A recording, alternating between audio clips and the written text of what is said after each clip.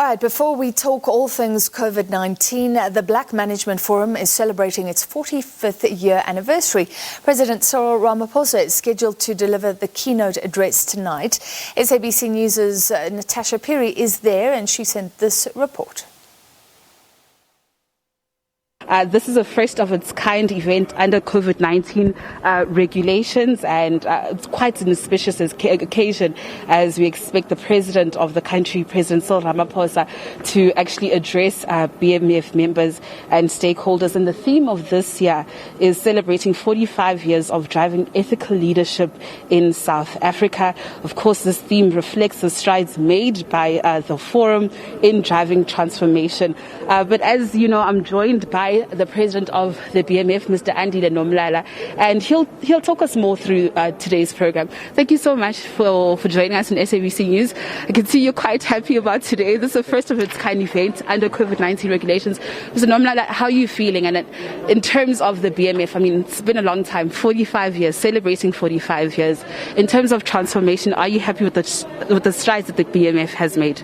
Thank you, Natasha. Thank you to SABC, firstly, for joining us. We really appreciate your support. Look, this is a special event today. We are celebrating 45 years. It's not just any other CUD.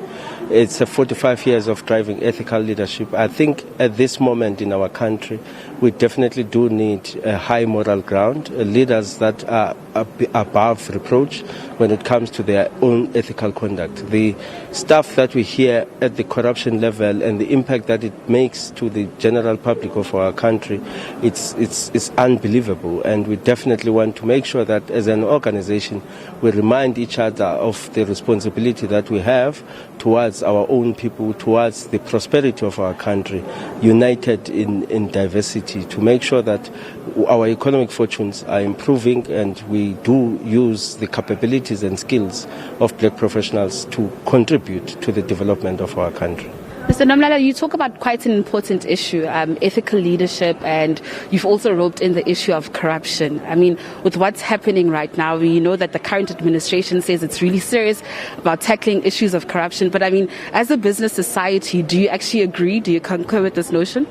No, look, it's without a doubt that there hasn't been enough that is being done.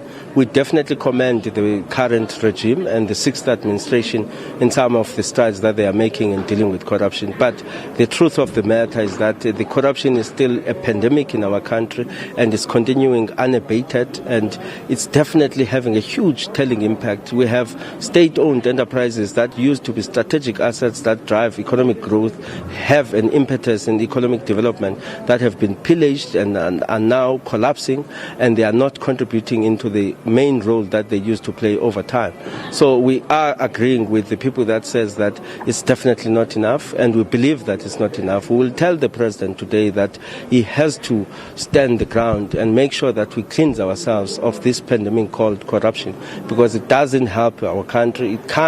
We can't build a nation out of thieving. We can't build a nation out of being exposed, and we can't build a nation out of lack of ethics for leaders that carry the main responsibilities or that needs to make sure that the country is developed and the economy is being driven to the right direction. We have to change the structural composition of our economy. And if you're going to be giving grants of 1 million there, 2 million there, then this economy will take forever for it to be changed. There is an opportunity now to give black entrepreneurs some support, and they would go and raise another capital in the overseas local markets and run SAA profitable, efficiently and properly, and the state can remain with minimum equity. That is the case at Telkom.